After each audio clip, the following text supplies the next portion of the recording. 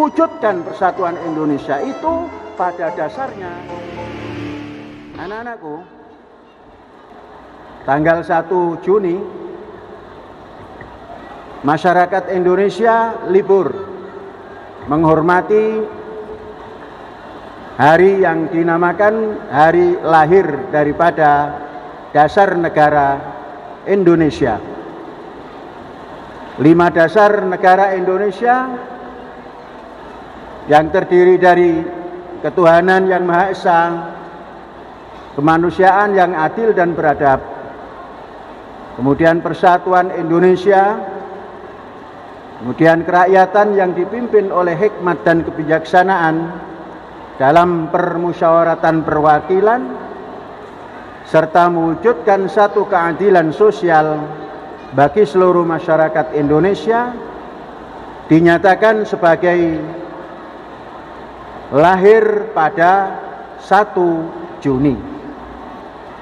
Saya ingin membicarakan dan menyampaikan pada kalian semua bahwa dasar negara Indonesia yang kita semua ada di dalamnya adalah satu dasar yang digagas bersama oleh bangsa Indonesia dari sejak bangsa Indonesia ini memiliki sebuah negara, memiliki sebuah bangsa, dan memiliki sebuah bahasa yang kita kenal dengan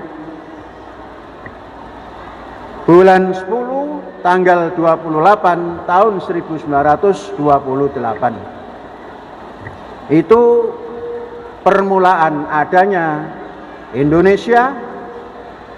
Kemudian disusul dengan satu lagu yang heroik yang kemudian dinamakan lagu kebangsaan Indonesia Raya, yang terdiri dari 3 stansa yang selalu kita nyanyikan, kita dengungkan bersama-sama tatkala menyanyikan Indonesia Raya di kampus kita ini.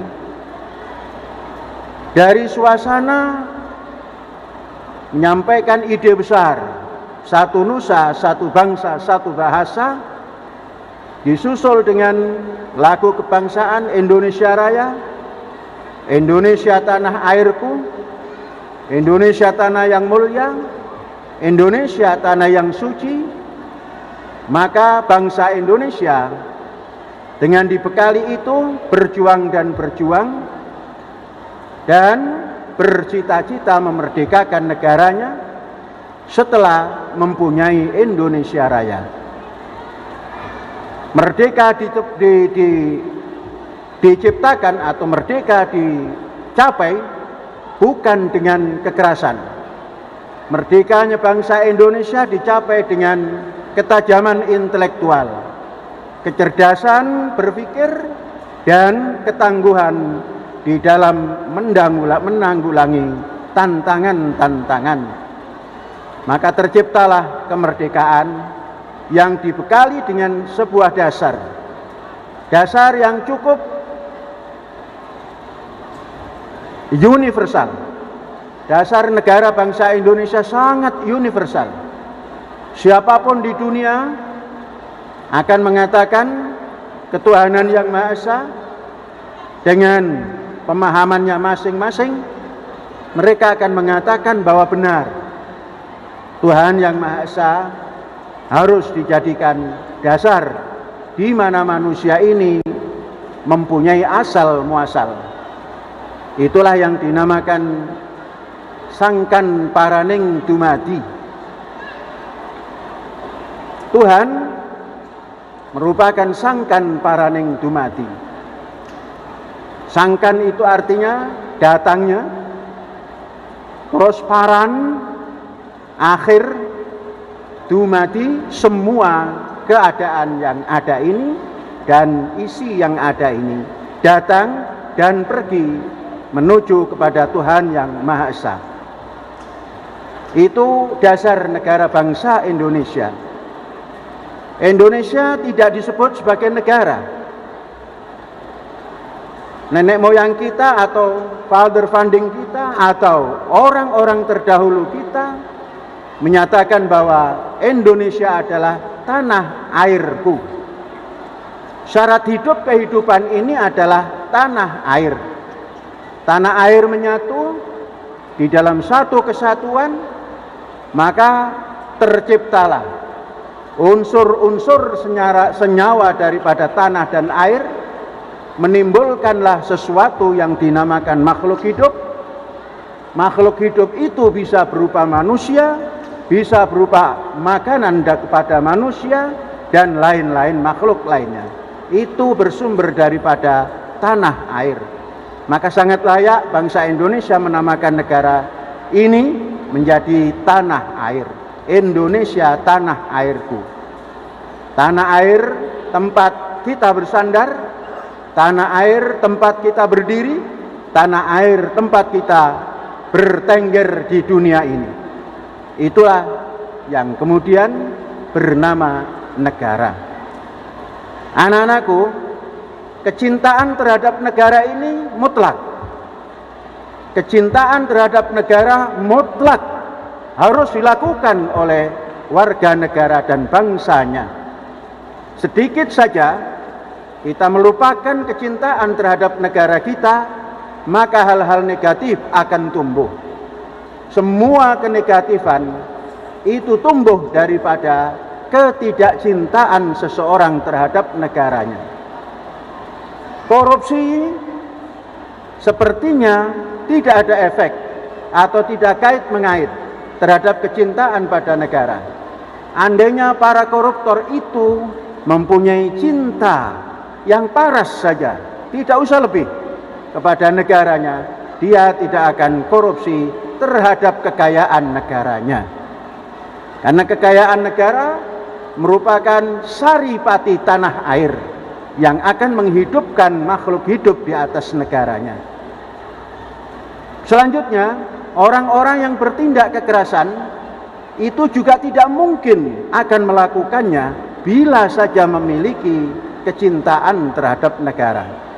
Oleh sebab itu, kita sebagai pelajar anak-anakku, sebagai guru saudara-saudaraku, dan sebagai pembimbing di kampus Az-Zaitun ini, jangan terdetik satu rasa bahwa kita benci kepada negara yang kita duduk berdiri di atasnya.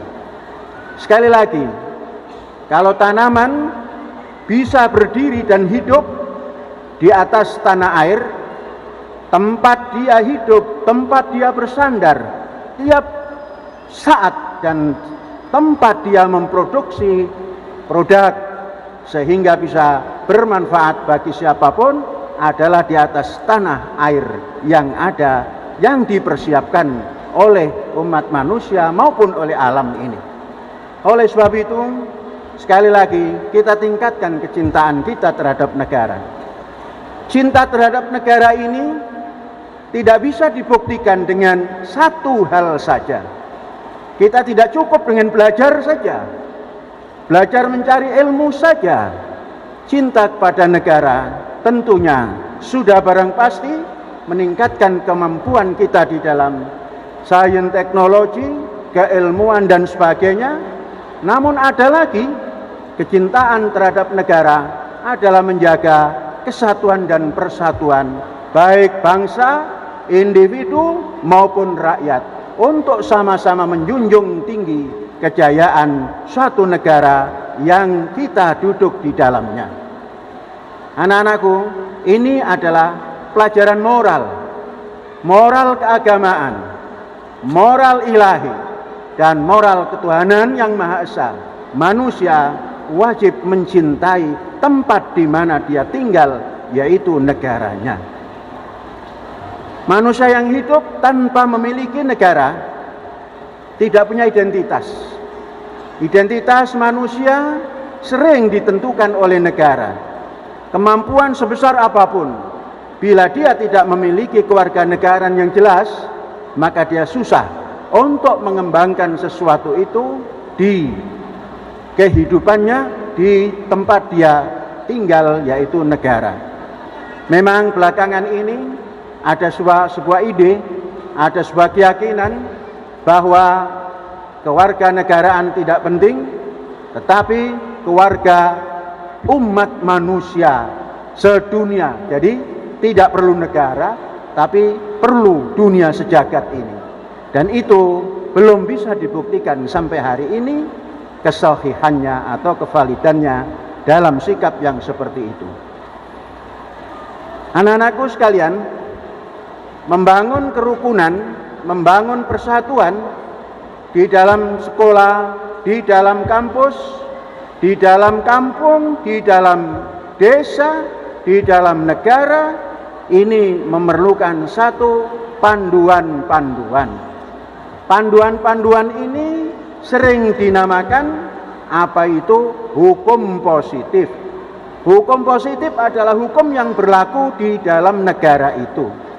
Maka kewajiban kita, selain kita mempelajari keagamaan, maka kita wajib mempelajari hukum yang berlaku di dalam negara kita tinggal di dalamnya. Itulah hukum positif. Anak-anakku, kita sering dikatakan ini hukumnya haram menurut ajaran agama, ini hukumnya halal.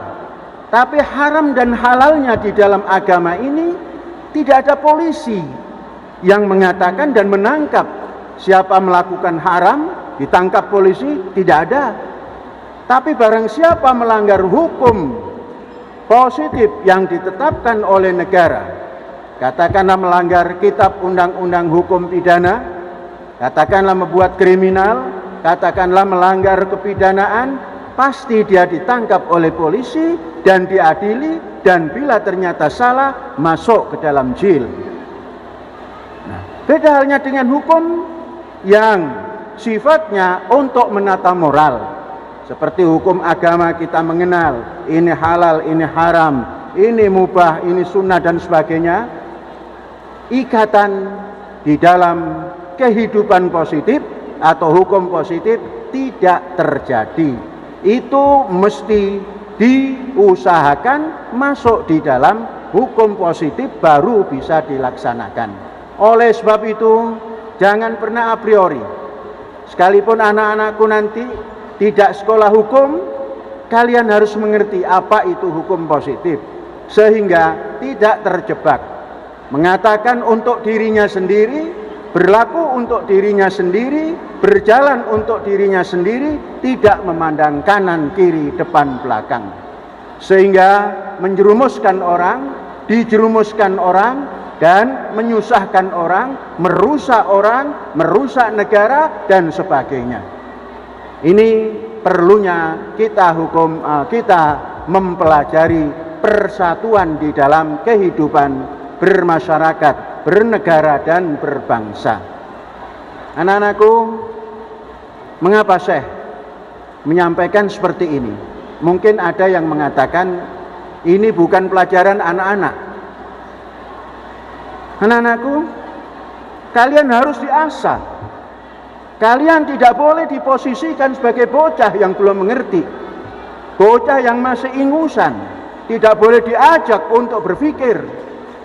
Saya mengajak kalian berpikir, karena kalian bangsa, warga bangsa yang akan membawa negara ini. Saya tidak pernah memosisikan kalian sebagai anak ingusan, sebagai bebenjit. Kata orang Sunda bebenjit. Saya meletakkan kalian semua ini adalah manusia yang bisa diajak berpikir karena terpelajar. Kemudian asahlah cara-cara seperti ini dalam kehidupan nyata selama kalian menjadi pelajar di kampus Az-Zaitun dan seterusnya dan seterusnya. Anak-anakku, maka persatuan Indonesia tidak boleh didasari persatuan agama. Dasarilah persatuan Indonesia itu sendiri. Orang beragama untuk dirinya, untuk pribadinya. Orang bernegara untuk bersama-sama. Itulah yang dinamakan persatuan Indonesia, bukan persatuan agama. Orang agama boleh bersatu di agamanya, tapi tidak boleh dibawa kepada persatuan Indonesia yang harus bercorak persatuan agama. Wujudkan persatuan Indonesia itu pada dasarnya, pada dasar mutlaknya, dan pada undang-undang dasarnya. Oleh sebab itu, bangsa Indonesia ini lambat atau cepat, kalau itu yang dilakukan, maka akan menjadi bangsa besar.